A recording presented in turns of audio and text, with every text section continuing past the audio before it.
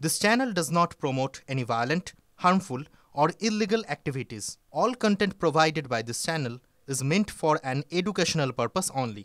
Top quality और consistent performance के लिए सिर्फ सिल्वर पंप नाम याद रखना। একদিকে সুপ্রিম কোর্টের নির্দেশে 26,000 চাকরি বাতিল আর অন্যদিকে আবার চাকরির দাবিতে পথে 2022-এর টেট উত্তীর্ণ চাকরি প্রার্থীদের বিকাশ ভবন অভিযান এবং সেই অভিযানকে কেন্দ্র করে ধুন্ধুমার পরিস্থিতি করুণাময়ীতে পুলিশ মিছিল আটকায় এবং সেখানেই টেট পরীক্ষার্থীদের সঙ্গে পুলিশের ব্যাপক ধস্তাধস্তি দেখতে পাচ্ছেন সেই ছবি। সরাসরি যাব আমাদের সঙ্গে আমাদের সহকর্মী সুপ্রিয় রয়েছেন, আমি সরাসরি সুপ্রিয়র কাছে চলে যাব। সুপ্রিয়, এই মুহূর্তের ছবিটা আরো একবার দেখতে চাইবো।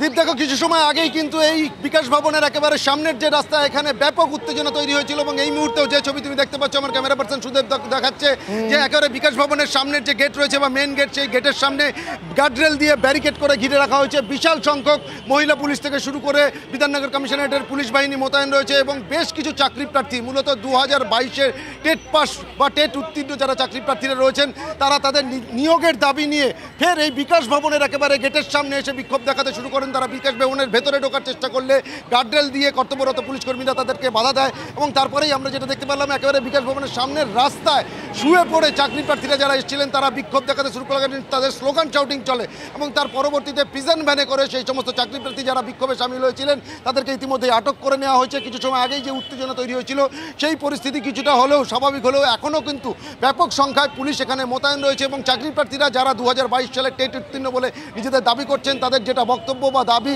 যে দীর্ঘ বেশ কয়েক বছর ধরে তারা পরীক্ষায় উত্তীর্ণ হওয়ার পরেও কিন্তু এখনও পর্যন্ত তাদের নিয়োগ প্রক্রিয়া সম্পন্ন হয়নি। আর শূন্য পদ থাকা সত্ত্বেও কেন সেই নিয়োগ প্রক্রিয়া সম্পন্ন করা হচ্ছে না, সেই দাবিকে সামনে রেখে ইন্টারভিউয়ের বিজ্ঞপ্তি প্রকাশের দাবিকে সামনে রেখেই কিন্তু এদিন তারা এই বিকাশ ভবন অভিযান বা বিকাশ ভবনের সামনে এসে বিক্ষোভ দেখায়। ইতিমধ্যে যে সমস্ত চাকরি প্রার্থীরা এসেছিলেন তাদের সকলকেই কিন্তু আটক করে বিধাননগর কমিশনারেটের তরফ থেকে নিয়ে যাওয়া হয়েছে। ইতিমধ্যেই কিন্তু আমরা যেটা দেখতে পাচ্ছি যে এখনও এখানে বিশাল সংখ্যক পুলিশ মোতায়েন রয়েছে যাতে নতুন করে আর কোনো উত্তেজনা বা বিশৃঙ্খলা তৈরি না হয় সেদিকে নজর রাখা হচ্ছে।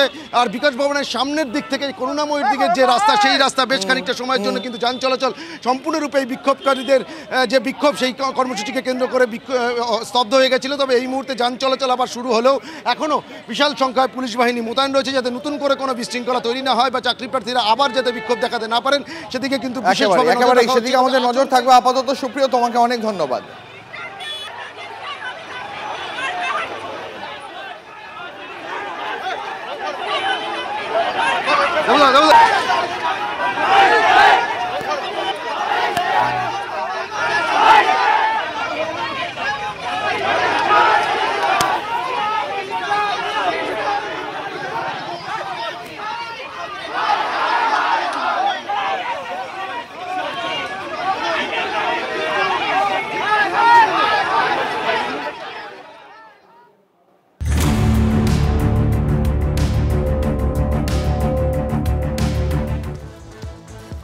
এদিকে হাইকোর্টের রায় বহাল রাখলো সুপ্রিম কোর্ট। 26,000 চাকরি বাতিল হয়ে গেল।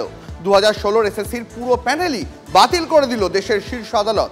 2016 এসএসসি নিয়োগ প্রক্রিয়ায় গলদ ছিল, নিয়োগে দুর্নীতি হয়েছে প্রতারণা, এমনই কড়া মন্তব্য সুপ্রিম কোর্টের প্রধান বিচারপতির। এসএসসির চিহ্নিত করা অযোগ্য শিক্ষকদের 12% সুদসহ বেতনের টাকা ফেরানোর নির্দেশ সুপ্রিম কোর্টের। বাকিরা তারা নতুন করে পরীক্ষায় বসতে পারবেন, এমনটাই জানিয়েছে সুপ্রিম কোর্ট।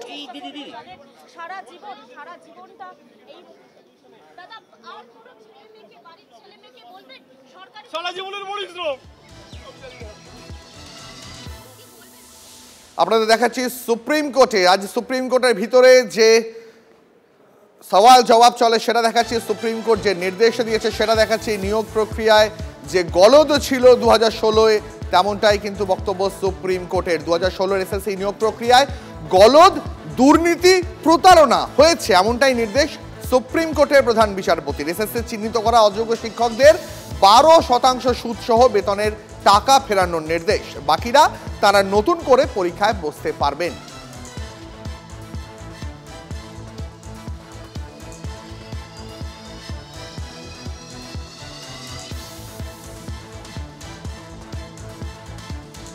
কারা যোগ্য অযোগ্য সুপ্রিম কোর্ট বলেছে এত বড় প্যারামিটারের যেটা ডিসরাপশন বা ইলিগ্যালিটিস হয়েছে এটাই দিস ইজ বিয়ন্ড রিপেয়ার, এটা কোনোভাবে রিপেয়ার করা সম্ভব নয়, কোনোভাবেই বাছাই সম্ভব নয়। তাই এন্টায়ার প্যানেলটাকে সুপ্রিম কোর্ট স্ট্রাক ডাউন করতে বাধ্য হলো। এন্টায়ার অবজারভেশন যারা ডিসেবলড রয়েছে তাদের ক্ষেত্রে কি জানেন? একজন ডিসেবলের পিটিশন ছিল, তার ক্ষেত্রে সুপ্রিম কোর্ট বলেছে যে ডিসেবল রয়েছে তাকে মার্সিফুল গ্রাউন্ডে হাইকোর্ট যে অবজারভেশন দিয়েছে she will be in service, সেটা রিইনস্টেট থাকবে সার্ভিসে। রাজ্য সরকার চাইলে যে কোনো মুহূর্তে যে কোনো অ্যাপয়েন্টমেন্টের জন্য নোটিফিকেশন বের করতে পারে, তাতে সুপ্রিম কোর্টের কোনো অবজারভেশনেরও দরকার নেই। Supreme court was only with the legal issue whether this panel was legal or illegal, whether the services given to these people were tainted or beyond tainted. So Supreme Court has rightly held it today that the entire panel will go, everything has gone today. এখানে রাজ্য সরকার অনেকটাই দায়ী, পুরোপুরি রাজ্য সরকার দায়ী। এখন আমরা কোথায় যাব? আমাদের বউ সংসার ছেলে মা বোন সব এইগুলো নিয়ে আমরা কোথায় যাব এখন আমরা? আর সেই বয়স আছে নাকি যে আবার পরীক্ষা দিব? সংবিধানে আছে যে একজন যেন নিরপরাধ শাস্তি না পায়, সেখানে আমাদের তো কোনো দোষ নেই। দোষ দেখাক যে এই কারণে চাকরি বাতিল করেছি, সেটা তো কিছু বললো না, তাহলে আমরা দোষ না করেও আজ চাকরি হারা। অবশ্যই কোনো অভিসন্ধি কিছু ছিল না, আছে কিনা জানি না, সেটা সত্যের জয় হবে এটা ভেবেছিলাম, এটাই আমাদের ভুল, সৎ পথে থাকাটাই ভুল। এটাই এই যে যোগ্য অযোগ্য যেটা পৃথকীকরণ, সেটা যদি করে দিত রাজ্য সরকার, যাদের থেকে টাকাটা ফেরত চেয়েছে তারা কি যোগ্য না অযোগ্য? নিশ্চয়ই অযোগ্য, তাই জন্য তাদের থেকে টাকাটা ফেরত চেয়েছে। তাহলে তো বোঝাই যাচ্ছে কারা যোগ্য আর অযোগ্য, তাহলে আমাদের চাকরিটা গেল কেন? দায়টা সবার, মানে আমি সুপ্রিম কোর্টকেও দায় দেবো, রাজ্য সরকারকেও দায় দেবো, পরীক্ষা যারা নিয়েছে তাদেরকেও দায় দেবো, সবারই দায়, এবং সব দায়টা ভোগ করতে হচ্ছে আমাদের। এটা পৃথকীকরণের তালিকা তারা সুপ্রিম কোর্টে দিয়ে দিয়েছে, 5303 জন দীপ্তকণ্ঠে তারা বলে এলো লাস্ট দিনকে।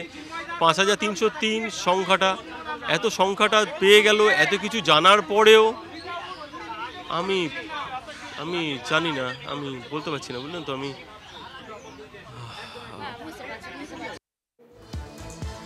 আমাদের সঙ্গে এই মুহূর্তে আমাদের সহকর্মী সুমন মহাপাত্র রয়েছেন, আমি সরাসরি সুমনের কাছে চলে যাব। সুমন, 26,000 চাকরি চলে গেল একটা কলমের খোঁচায়।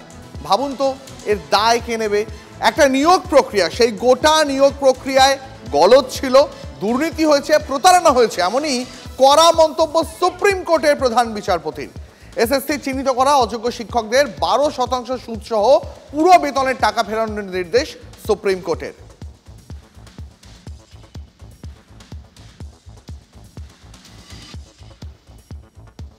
যারা চাকরি হারিয়েছেন, যারা কান্নায় ভেঙে পড়েছেন, তাদের বক্তব্য শোনাবো। আমরা গোটা ব্যাপারটা আমরা খতিয়ে দেখছি, দেখে তারপর কি ইমপ্যাক্ট হচ্ছে তার বেশি এফেক্ট হবে বলে আশা করা যায়। সেরকম কিছু এফেক্ট হবে না। Thank you. আর এটার 50 বছর আপনারা 50 বছর, এটা একটা উচ্চ মাধ্যমিক শিক্ষা সংসদের অত্যন্ত একটা গুরুত্বপূর্ণ স্টেপ। আমাদের অ্যাকচুয়ালি 3 এপ্রিল 1975 তাতে ওই পার্টিকুলার ওই দিনই একটা অ্যাক্ট অফ অ্যাসেম্বলির মাধ্যমে আজকে এই উচ্চ মাধ্যমিক শিক্ষা সংসদ প্রতিষ্ঠিত হয়েছিল। তো সেই হিসেবে আজকে আমাদের এক্স্যাক্টলি 50 ইয়ার্স। আমরা সবসময় 3rd ইয়ার আমাদের হচ্ছে ফাউন্ডেশন ডে হিসেবে আমরা জাস্ট পালন করি। তো আজকে আমাদের 50 ইয়ার্স হচ্ছে। তো 50 ইয়ার্সটা আমরা এখানে আপাতত সেলিব্রেট করছি। এটা আরও অনেক বড়োভাবে করার আমাদের একটা নিয়োগ প্রক্রিয়ায় গলদ ছিল, দুর্নীতি ছিল, প্রতারণা হয়েছে, এমনই কড়া মন্তব্য করলো আজ সুপ্রিম কোর্ট এবং চিহ্নিত অযোগ্যদের বেতন ফেরানোর নির্দেশ দিল তারা। বুক ফাটা কান্নায় ভেঙে পড়েছেন যারা এতদিন ধরে চাকরি করছিলেন তারা বলছেন আমরা কি দোষ করেছি, দোষ কি আমাদের? আপনারা বুঝতে পারছেন 26,000 শিক্ষকের যদি এক ধাক্কায় চাকরি চলে যায় তাহলে তার প্রভাব গোটা রাজ্য জুড়ে পড়ে। এই মুহূর্তে আমাদের সঙ্গে আমাদের দুই সহকর্মী 2 জেলা থেকে রয়েছেন। আমার সঙ্গে রয়েছেন আমার সহকর্মী মহাদেব। আমি শুরুতেই নদিয়ায় মহাদেবের কাছে চলে যাব। মহাদেব, 26,000 চাকরি যদি এক ধাক্কায় বাতিল হয় তার প্রভাব গোটা রাজ্য জুড়ে, গোটা জেলা জুড়ে পড়ে। তোমার জেলাতে নদিয়াতে শিক্ষকদের উপর কি প্রভাব, গোটা শিক্ষা ব্যবস্থায় কি প্রভাব, কি বলছেন বিভিন্ন নামকরা স্কুলের প্রধান শিক্ষকরা? সামগ্রিক ছবিটা একবার দেখতে চাইব। দেখো, আমরা এই মুহূর্তে যেটা রয়েছি শান্তিপুর শরৎ কুমারী বালিকা উচ্চ বালিকা বিদ্যালয় এবং সে তার প্রধান শিক্ষিকার সাথে আমরা কথা বলবো। কিন্তু তার আগে তোমাকে দুটি কথা বলি। দেখো, গোটা জেলা জুড়ে একাধিক শিক্ষকের কিন্তু চাকরি চলে গেছে। তেমনই কিন্তু এই স্কুলেও প্রায় 2000 পড়ুয়া রয়েছে। এই স্কুলে 2জন শিক্ষিকা ছিলেন, তাদেরও চাকরি চলে গেছে। প্রধান শিক্ষিকার সাথে কথা বলবো যে পঠন পাঠন কীভাবে হবে, এই যে শিক্ষিকারা চলে এমনিতেই তো আমাদের 45টা টিচিং পোস্ট স্যাংশন, তার মধ্যে ছিলেন 32 জন, হয়ে গেলেন 30 জন। এটা পঠন পাঠন চালানোটাই এখন দুষ্কর ব্যাপার হয়ে যাবে। সব থেকে বড় কথা, সাবজেক্ট টিচার চলে গেলে খুব মুশকিল। আমার একজন ইংরাজির ছিলেন, একজন ফিজিক্যাল সায়েন্সের ছিলেন, সেটাই তো এখন চিন্তায় পড়ে গেছি। এমনিতে তো এই যে এতগুলো ভ্যাকেন্সি আছে, কোনো রকম রিক্রুটমেন্ট আমাদের নেই আর কি। 9, 10, 11, 12 নেই। এই সবে আপার প্রাইমারির কিছু হলো, তাতে আমি একজন পেয়েছি, তো পেয়েই আমার 30 হলো। প্রায় আমার 45 জনের মধ্যে 30 জন আছে, মানে 2/3 টিচার নিয়ে এতগুলো ক্লাস, এতগুলো ইউনিট কি করে চালাবো, একটা বিশাল চিন্তার ব্যাপার। যাদের চাকরি চলে গেছে তাদেরকে 12% সুদ হারে টাকা ফেরত দিতে বলা হচ্ছে, সুপ্রিম কোর্টের নির্দেশ। টাকা দিতে হবে, কি করে দেবে, তাদের পরিস্থিতিটা সেটাও তো আরও চিন্তার ব্যাপার। আমি তো কিছু পাচ্ছি না। কারোর যদি অন্য কোনো ব্যবস্থা না থাকে, মানে জমি জায়গা এসব না থাকে, পারবে কি করে? তাদেরও তো খুব খারাপ অবস্থা। এই যে পরীক্ষা চলছে একের পর এক, দেখা যাচ্ছে সরকারি স্কুলগুলোতে শিক্ষক শিক্ষিকা কম রয়েছে, পড়ুয়ার সংখ্যাও কমে যাচ্ছে, অনেক স্কুলে শিক্ষক শিক্ষিকা না পরিকাঠামো না থাকার কারণে আরও তো খারাপ হয়ে গেল। হ্যাঁ, পরিস্থিতি আমার আরও খারাপ হলো, মানে সব স্কুলেরই খারাপ হলো, আমার খুবই খারাপ হলো। আমার এমনি এত শর্ট টিচার নিয়ে মানে ক্লাস চালাতে হয়, এত স্টুডেন্ট, তারপরে এরা দুজন চলে গেল, একজন ফিজিক্যাল সায়েন্স, একটা ইংলিশ, এ তো ভাইটাল দুটো সাবজেক্ট। এটা আমি খুবই আতান্তরে পড়ে গেলাম। হ্যাঁ, এখন পরীক্ষা চলছে ফার্স্ট সামেটিভ। এটাই তো চিন্তার বিষয়। এটা তো চিন্তা করে আমি এখনও কোনো, এই তো সবে আজকে রায় পেলো, আমি এখনও কোনো সলিউশন খুঁজে পাইনি। একদিকে বিকাশ ভবনের সামনে চাকরি প্রার্থীরা আন্দোলন করছেন, অপরদিকে চাকরি চলে গেল। পরিস্থিতি, শিক্ষার মানটা কোথায় গিয়ে দাঁড়াচ্ছে? শিক্ষার মান তো পরের কথা, শিক্ষাটা দেবে কে আর স্টুডেন্টরা শিক্ষাটা পাবে কি করে, এটাই তো আসল চিন্তার বিষয় হয়ে গেল। এবার ধরুন আমার 2টো করে ইউনিট মিলিয়ে একটা করে ক্লাস হবে, এমনি আমার 100 জন করে স্টুডেন্ট, অ্যাভারেজ উপস্থিতি 70-80 জন, তাহলে 2টো ইউনিটকে আমাকে একসাথে বসিয়ে ক্লাস করাতে হবে। যদি প্রপারলি সাবজেক্টের টিচিং দিতে হয়, সেটাও তো আরও দুষ্কর ব্যাপার। আমি কোনোভাবে কোনো সুরাহা পাচ্ছি না, এখনও পৌঁছাতে পারিনি কোনো সলিউশনে। মানে এটা একটা অনিশ্চয়তার মধ্যে আমরা আছি। স্কুলটাও আছে, শিক্ষা আছে, আমার স্টুডেন্টরাও আছে, একটা অনিশ্চয়তার মধ্যে আমরা আছি। একদমই বুঝতেই পারছি। একেবারেই মহোদয়, অনেক ধন্যবাদ তোমাকে। শুনলেন আপনারা, এই রাজ্যের নদিয়া জেলার একটি স্কুলের প্রধান শিক্ষিকা, তিনি বলছেন যে তিনি কতটা অসহায় হয়ে পড়েছেন। একই সরকারি স্কুলে শিক্ষকের অভাব রয়েছে, পড়ুয়া বেশি, শিক্ষক কম, প্রচুর ভ্যাকেন্সি, নিয়োগ হয় না বছরের পর বছর। তারপর এক ধাক্কায় যদি স্কুল থেকে টিচার যেতে থাকে, তাহলে কি অবস্থা হতে পারে? শুনলেন তো প্রধান শিক্ষিকার কথা। এবার একটা লেটেস্ট আপডেট দেখাই আপনাদের। এসএসসির 2016 প্যানেলের 26,000 চাকরি বাতিলের পর, সুপ্রিম কোর্টের নির্দেশের পর এবার তড়িঘড়ি অ্যাকশন নবান্নর। জরুরি ভিত্তিতে বৈঠকে বসছে রাজ্যের শিক্ষা দপ্তর। যত দ্রুত সম্ভব পদক্ষেপ করা হবে TV9-কে জানালেন শিক্ষা সচিব বিনোদ কুমার। দেখুন তার এক্সক্লুসিভ বক্তব্য। we are sitting with our team to decide exactly কি কোর্টের অর্ডার আছে আর কি করতে হবে সেখানে। ফ্রেশ সিলেকশন প্রসেসটা আপনারা 3 মাসের মধ্যে এখন যে আছে, it is too early for me two comment, but let me sit down with the team and study the entire thing, তারপর বলবো। শুনলেন শিক্ষা সচিবের বক্তব্য। নদিয়া জেলার ছবিটা দেখালাম তো, এবার মালদা জেলার ছবিটা দেখাই। আমাদের সঙ্গে মালদা থেকে আমাদের সহকর্মী শুভতোষ রয়েছেন। শুভতোষ, নদিয়া জেলার একজন প্রধান শিক্ষিকা একটি স্কুলের, তিনি কার্যত অসহায়ের মতো নন ক্যামেরা বললেন কিভাবে ছেলে মেয়েদের পড়াশোনা কন্টিনিউ করাবো স্কুলে বলতে পারছি না, কারণ একাধিক সাবজেক্ট রয়েছে যেখানে একটা বিষয়ের একজন শিক্ষক। আমি একটুখানি মালদা জেলার ছবিটা দেখতে চাইবো। দেখো দীপ, একটু আগে আমরা ছিলাম হচ্ছে যে উমেশচন্দ্র বাস্তুহারা বিদ্যালয়, এবং সেখানেও কিন্তু দুজন মানে একজন শিক্ষিকা এবং একজন শিক্ষকের চাকরি বাতিল হয়েছে, এবং সেই প্রধান শিক্ষক কিন্তু স্বীকার করে নিয়েছেন যে কী পরিস্থিতি। এখন এই মুহূর্তে রয়েছে মালদা টাউন হাই স্কুল, এবং এখানেও একজন পদার্থবিদ্যার শিক্ষক এবং একজন ক্লার্কের চাকরি বাতিল হয়েছে। এখন এই খবর পাওয়ার পরেই রীতিমতো এই স্কুলে মানে শোকে মুহ্যমান, মানে সকলেই এমনকি ঠিকঠাক করে পর্যন্ত ক্লাসটা হয়নি। আজকে ছুটি হয়ে গিয়েছে, কাল থেকে যেহেতু পরীক্ষা রয়েছে ফার্স্ট সেমিস্টার, ফলে সকলেই কিন্তু একটু আগে পর্যন্ত সেই ক্লার্ক ছিলেন এবং তিনি কোণায় বসে আছেন, তিনি সামনে আসতে চাইছেন না। প্রধান শিক্ষকও সেই যন্ত্রণার ভাগিদার। প্রধান শিক্ষক রয়েছেন সুভাষচন্দ্র সরকার। কি অবস্থা, কতটা মানসিকভাবে? সত্যি মানসিকভাবে আমি খুবই বিপর্যস্ত। মানে এই পরিস্থিতিতে স্কুল চালানো মুশকিল এবং খুবই যন্ত্রণাদায়ক ব্যাপারটা, মানে খুবই যন্ত্রণা পাচ্ছি।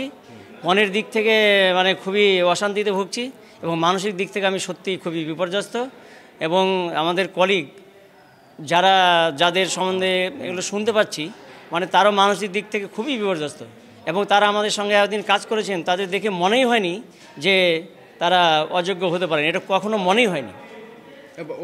একজন যারা ফিজিক্সের আছেন, তিনি গুরুত্বপূর্ণ সাবজেক্ট, তো তাহলে তাকে দেখে কখনো কি মনে হয়েছে তিনি অযোগ্য টিচার বা তার কাজকর্মে বা পড়ানোর? না না না না, তিনি তার ক্লাস নেওয়ার তার যে কৃতিত্ব এবং তিনি এত সুন্দর ক্লাস নেন, ছাত্ররাও খুব খুশি, ছাত্র স্যাটিসফাইড এবং ছাত্র তার খুব প্রশংসা করেন এবং তিনি তাকে কোনো মতেই অযোগ্য বলে মনেই হয় না কখনো। এবং তিনি যথেষ্ট অ্যাক্টিভ এবং সবসময় আপডেট থাকেন এবং ছাত্রদের জন্য অনেক কিছু তিনি করেন। তো পাশাপাশি আরও একজন শিক্ষাকর্মী, সেক্ষেত্রেও তো সমস্যা বাড়ছে আপনার? হ্যাঁ, অফিস চালাতে একটু প্রবলেম তো হবেই, কারণ এই স্কুলে তো আপনার 6টি শূন্যপদ শিক্ষকেরই রয়েছে। হ্যাঁ, 6টি শূন্যপদ আছে, তো ফলে 1500 একেবারেই সুব্রত, একেবারেই মানে মালদা জেলার ছবিটাও যে আলাদা কিছু নয়, সেটা এই প্রধান শিক্ষকের বক্তব্য থেকেও পরিষ্কার। আমি একবার সরাসরি আমাদের প্রতিনিধি সুমন মহাপাত্রর কাছে যেতে চাই। সুমন, গোটা রাজ্যের শিক্ষা ব্যবস্থায় আজকের এই 26,000 শিক্ষকের চাকরি চলে যাওয়ার প্রভাব যে পড়তে চলেছে, সেটা এখন পরিষ্কার, অত্যন্ত পরিষ্কার। শিক্ষা সচিব তো বলছেন যে এর পরে পদক্ষেপ করবে, তারা বৈঠকে বসবেন, কিন্তু এর পরে কি হতে চলেছে, কি হবে, কি প্রভাব পড়বে রাজ্যের সামগ্রিক শিক্ষা ব্যবস্থায়? দীপ, কালকে রাত্রিবেলা তোমার সঙ্গে যখন কথা হচ্ছিল, আমি বলছিলাম না যে শিক্ষকরা আজকে রাত্রিবেলা ঘুমোতে পারবে না, তাদের রুটি রুজির সওয়াল। তেমনই কিন্তু বাংলার শিক্ষা ব্যবস্থার ক্ষেত্রেও মহা বিপর্যয় আসতে চলেছে, এই কথাটা বলছিলাম। এইটাই হচ্ছে সেই মহা বিপর্যয়, যেখানে বাংলার শিক্ষা ব্যবস্থা কার্যত একটা বড় সড়ো চ্যালেঞ্জের মুখে পড়ে গেছে। বিভিন্ন জেলায় জেলায় এই ছবি। এবং রাজ্যের শিক্ষা সচিব এই মুহূর্তে গোটা দেশের মধ্যে সবার প্রথম TV9 বাংলায় তার প্রতিক্রিয়া জানিয়েছেন। গোটা দেশ যেখানে শিক্ষা দপ্তরের বক্তব্য জানতে চাইছে, সেখানে শিক্ষা দপ্তরের বক্তব্য একমাত্র TV9 বাংলায় এসেছে। সেখানে তারা বলছেন তারা লয়ারদের কাছ থেকে ব্রিফিং পেয়েছেন, এখনো রিটেন অর্ডার আসেনি, তবে এক্ষুনি এমার্জেন্সি মিটিং অর্থাৎ জরুরি ভিত্তিতে বৈঠক হবে, না হলে এই স্কুলগুলোকে সামাল দেওয়া কার্যত মুশকিল। সেই জায়গায় এই বৈঠকের পরে তারা রূপরেখা স্থির করবেন, কোন স্কুলে শিক্ষকের ঘাটতি হচ্ছে, সেখানে কিভাবে প্যারা টিচার রিক্রুটমেন্ট বা কন্ট্রাকচুয়াল কাউকে ঢুকিয়ে বা অন্য স্কুল থেকে কাউকে এনে যাতে সামাল দেওয়া যায়, এবং তার মধ্যে 3 মাসের মধ্যে এই যে ফ্রেশ সিলেকশন প্রসেস, সেটাও কিন্তু চক আউট করতে হবে, তার রূপরেখা স্থির করতে হবে। সবটা মিলিয়ে এই মুহূর্তে বিকাশ ভবনের চূড়ান্ত ব্যস্ততা, এবং শিক্ষা সচিব তিনি যেমনটা এক্সক্লুসিভলি TV9 বাংলাকে জানিয়ে গেলেন, তারা দ্রুততার সহিত এই ব্যাপারটাকে খতিয়ে দেখার চেষ্টা করবেন। দীপ, একেবারে সময় আমাদেরও নজর থাকবে। আপাতত অনেক ধন্যবাদ তোমাকে। অযোগ্যদের বাঁচাতে যোগ্যদের বলি, রাজ্য সরকারকে দায়ী করে মুখ্যমন্ত্রী পদত্যাগ এবং গ্রেপ্তারির দাবি করলেন রাজ্যের বিরোধী দলনেতা শুভেন্দু অধিকারী। হাইকোর্ট এবং সুপ্রিম কোর্ট বারবার যোগ্য এবং অযোগ্যদের আলাদা করার জন্য সময় দিয়েছিল। 2022-এর 5ই মে দুর্নীতিগ্রস্ত সরকারের ক্যাবিনেট অযোগ্যদের বাঁচানোর জন্য বেআইনিভাবে সুপার নিউমেরারি পোস্ট তৈরি করে। অর্থের বিনিময়ে চাকরিরত অযোগ্যদের বাঁচাতে যোগ্যদের বলি দেওয়া হলো। এর সম্পূর্ণ দায় মুখ্যমন্ত্রী মমতা বন্দ্যোপাধ্যায়ের। অবিলম্বে মমতা বন্দ্যোপাধ্যায়ের পদত্যাগ এবং গ্রেপ্তারির দাবি করছি সোশ্যাল মিডিয়ায় পোস্ট রাজ্যের বিরোধী দলনেতা শুভেন্দু অধিকারী।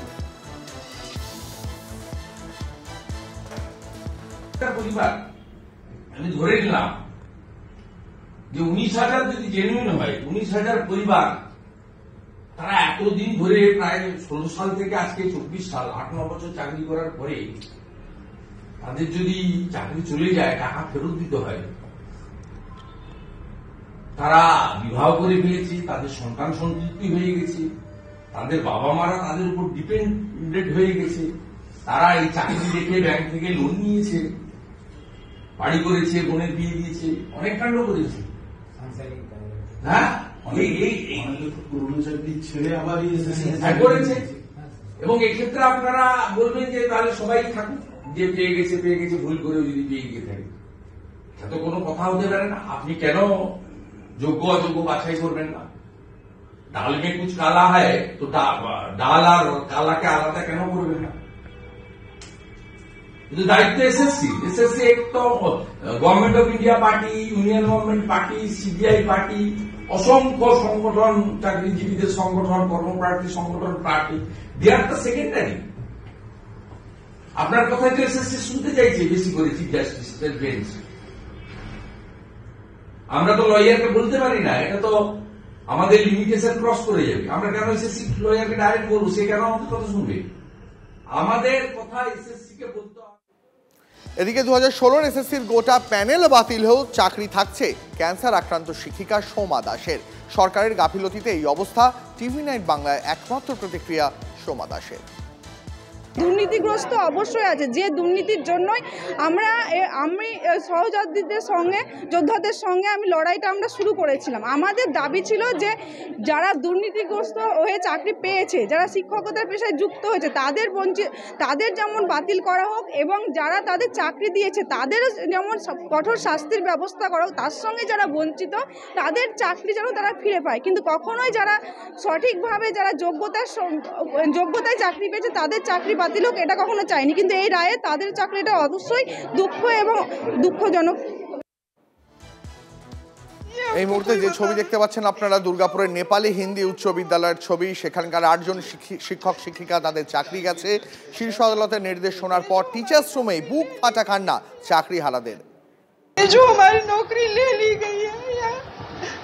कुछ बोला गया, कुछ समझ में नहीं आ रहा है कि क्यों हमारी गलती है। हम तो कुछ भी ऐसा जो प्रोसेस है वो हम लोग फॉलो कर रहे हैं। हमारा जो एडमिट कार्ड है वो वेरीफाई हो रहा है, पुलिस वेरिफिकेशन, मेडिकल वेरिफिकेशन, जितना कुछ बोला जा रहा है वेरिफिकेशन के लिए सारा प्रोसेस किए हैं, सारा कागज दिए हैं। वो कागज देख लीजिए ना और हमको बताइए कि हमारी गलती कहाँ है। শুনলাম প্রথমে কথাটা বিশ্বাসই হয়নি, কারণ আমাদের মনে এটা ইচ্ছা ছিল আর জানতামও যে সেগ্রিগেশন হবে, কিন্তু এই সেগ্রিগেশনটা জানি না এসএসসি করেছে কি করেনি, নিশ্চয়ই করেনি, তার জন্যই এই ব্যাপারটা হলো। মানে মেনে নিতে পারছি না আর কি।